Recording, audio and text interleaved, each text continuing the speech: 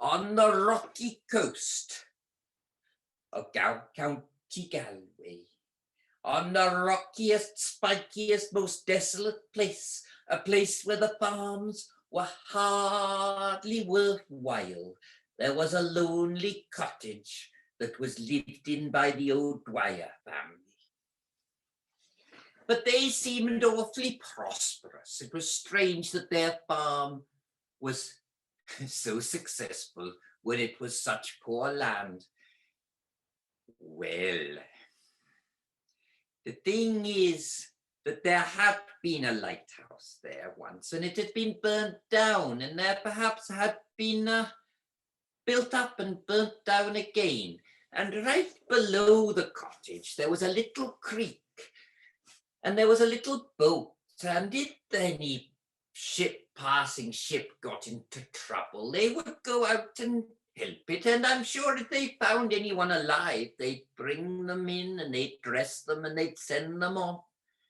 And if there was no one alive, well, they'd take whatever they could, and probably did quite well by that. At the time we are speaking, Paddy O'Dwyer was there with his childhood sweetheart, Mary, who he'd married. Everybody had thought it was a bit odd that Mary wanted to go and live in such a desolate place. But Mary had her eye on the bottom line, and she knew that her husband had a good business and she would live well. But Paddy O'Dwyer had a bit of an obsession. You see, everyone else in his family, his grandfather, Paddy O'Dwyer, and his father had seen the Merrow, the sea folk, from time to time, and even his grandfather had told him he'd been friends with one Merrow, a certain Kumara. But young Paddy O'Dwyer had never seen one, and often he'd be out in his boat till late looking and looking, and he thought he might see one, but it was probably a porpoise or a seal or just a glint of light. And having heard so much about them, he really wanted to see one.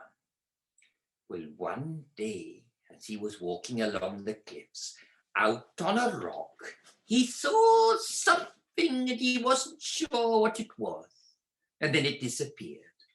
But now he knew where to look, and pretty soon he realized every day it was there around 11's time. One day he went past in a great storm, and he could see the thing, whatever it was, leaping off the rock and gallivanting about in the ocean waves and having a lovely time. And the next time he thought, well, I don't know, I can't climb down there. And he hollered and he waved. And then it disappeared and he never saw it again. One day he was out in the boat in a big storm, and he realized he wasn't going to be able to get back to his creek. And the only place he could think of going where he could survive was the great cave. Now, few people knew about this cave, and no one who was not a fine sailor would even think of sailing into this cave on a good day. You'd have to be a mortal fine sailor and know what you were about to try to get in there in a storm. But Paddy O'Dwyer knew what he was about, and he managed to steer his boat through the crashing waves and into the great cave where all was calm.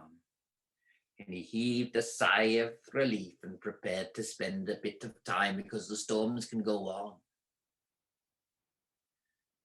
And then he heard a voice.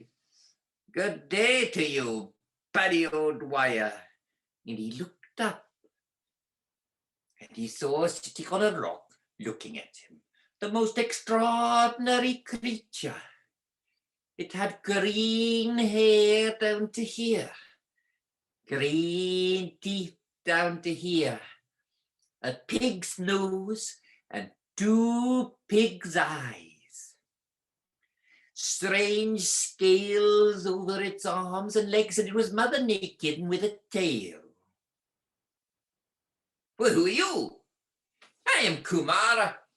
I was a good friend of your grandfather, Paddy O'Dwyer's. Now, your grandfather, he knew how to drink a scallop shell of brandy now and then. He did. Your father, he had a poor head. He could never. Well, he didn't know how to drink, did he, you poor soul? I wonder what you're like. Well, what do you drink, Kumara? I have a fine cell, but where do you get your drink from? I get it from the same place as you, Paddy O'Dwyer. Why? Why, you must have the finest cellar in all Ireland if you had to pick perhaps the finest cellar in all the world. That I do, Paddy O'Dwyer. And they got to talking, and as the storm was, well, it was going on a long time, Kumara went away and came back with a bottle of wine and some oysters, and they became friends, and they used to meet up from time to time. And after a few times, Paddy O'Dwyer noticed that Kumara always wore the little red hat. It's a little red peaked hat that the Merrow are wearing so they can breathe underwater. And he noticed Kumara had brought 2 caps. And Kumara said, Paddy O'Dwyer, we're preparing a great meal under the waves. Will you come with me and eat it? And Paddy O'Dwyer said he'd love to, but how was he to get there? It's easy enough. Just put on him. Any's the time your grandfather used to come down. Put on your hat. But I wouldn't be able to swim. No, it's easy enough. Just jump in and hold my tail and I'll take you. And he popped the hat onto Paddy O'Dwyer's head and he jumped into the sea. And, well, Paddy O'Dwyer went to jump, but he looked at the waves and they were crashing and it looked mortal cold and wet and he knew how to swim, but he didn't really fancy it. And how would he breathe? And then Kumara, jump in, Paddy O'Dwyer. What are you? What are you? And of course he couldn't resist a challenge. So he jumped in and he held the tail. And it was extraordinary. He could breathe underwater. And they went down, down, down, down, down, deeper and deeper. And then there was a sort of pop and they came out of the water onto the seabed, which was dry. And there in front of them was a little house and there was smoke coming out of the chimney. And Paddy O'Dwyer was mortal cold and wet and shivering, and Kumara took him in. And there were a couple of Merrow. I'd love to say that they were beautiful girl Merrows. But everybody thinks that mermaids are beautiful, but I'm afraid that I won't call these ones beautiful. But it was welcome to see them, and it was nice to see the fire. And he was shivering, and they said, take off your clothes and we'll dry them. I can't take my clothes off, he said. He was a bit modest and shy. No, they said.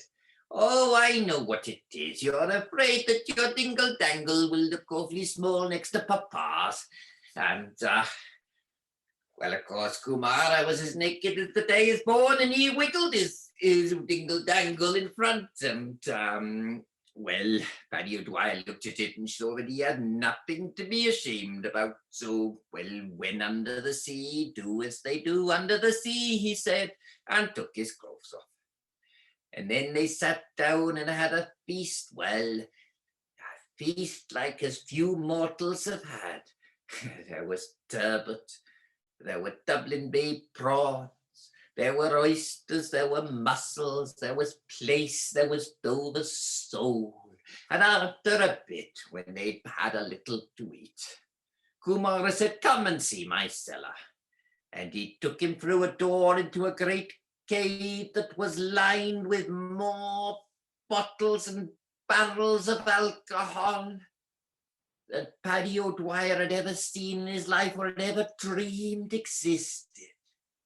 And he was spellbound, and they took a few bottles and they drank, and it didn't seem to matter. And please do have another drink. It didn't seem to matter how much they drank.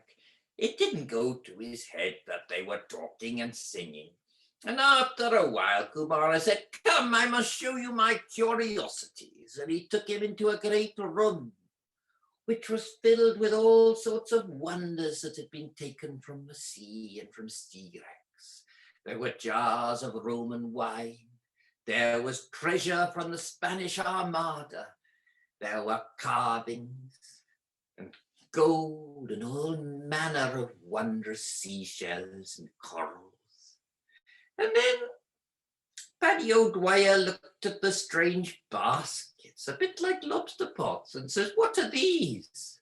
"Oh," said Kumara, "these are my soul traps. You see, whenever a ship founders round here and the poor sailors come out and die underwater, their souls don't quite know what to do. So I rush about and I put my trap and I manage to get the souls into the baskets. And then I bring them back and I have quite a collection." Paddy was not too happy about that, but he didn't say anything. And then it was sort of time to go back. Kumara said, "Put your hat back on and get on my back, because you won't be able to, being a more mortal and not really, hardly not what we would call a proper person, a very weak little thing. You wouldn't be able to jump up to get back into the sea, would you?" So he got on his back, and with a mighty spring, Kumara was up and in the sea, and before he knew it, he was deposited on his rock. And he went home, but he knew better than to tell his wife Mary, because truth to tell, Mary was of a religious disposition, and she would not have thought it was appropriate for her husband to be talking to the Merrow. So he said that I'd been in the town, and I'm afraid that whilst under the sea, he didn't really think that he felt the effects of all the drink. Once he was out at the sea, I mean, he felt pretty wobbly, wibbly, and not quite sure how to speak. But he just said he'd been in town and had a jar or two, and she knew that if she was to keep her husband happy, she had to let him do one or two things and make him pay for them in another way. But poor old Paddy O'Dwyer, he couldn't sleep. He couldn't do very much. All he did was worry and think about all those poor souls in the soul cages, and that it wasn't right, and that something had to be done. And then he thought what he'd do was invite Kumara for the meal and get him really drunk, and then steal the cap and zoom underwater and release the souls and come back. So he said to his wife, because he had to get her out of the way, he said, "Why don't you go and pay a pilgrimage to St. Patrick's Well and pray for our souls and visit your sister who lives right there?" And she thought that was a good idea, and off she went. Then he prepared a great feast, and he invited Kumara, and Kumara came, and he gave them to drink, and maybe we should drink to that ourselves. And they drank and ate, but it turned out that Kumara had quite a head. And in the morning, Paddy O'Dwyer just managed to sort of open his eyes and look around and realized that it was he who had passed out. He was a bit upset and he couldn't do much that day. But then he thought the next day that perhaps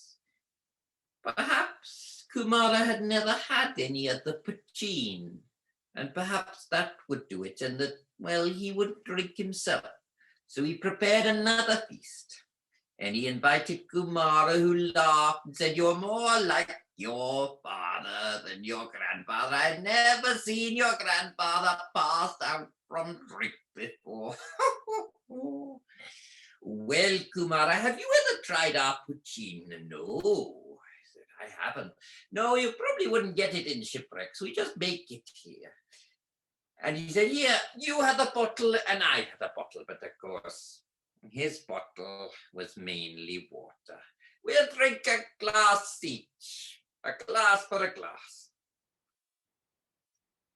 It wasn't long before Kumara said, well, I must go and, I don't know quite,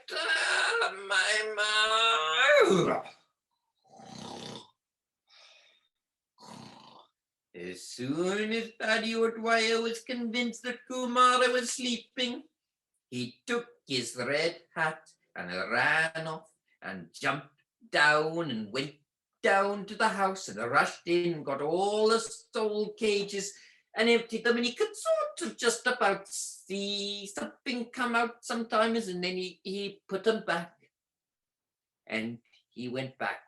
But unfortunately, well, Mary got back just before him, and she got to the house and she opened the door and she saw all was in disarray. And she could see that they'd been eating and drinking, and she thought this was disgusting and that maybe she shouldn't go away, or maybe she should go away and not come back. And then she heard a snoring. She was shocked to see this monstrous beast asleep in her house, and she swore that she was going to go and live with her sister and never go there again, and this was the sort of company that her husband kept. And as she went out of the door and started to storm off, she bumped into Paddy O'Dwyer, and she began to give him a piece of her mind and say she would never see him ever again. And then he told her what had happened. And she was that happy, and she said he'd done the right thing. And they went in and they gave Kumara a bowl of stir-about when he woke up. And they remained friends. Kumara never noticed that the souls had gone. And that, well, now it is time. Time for bed. Good night, everybody. I'd love to know how you dream tonight. Sleep well.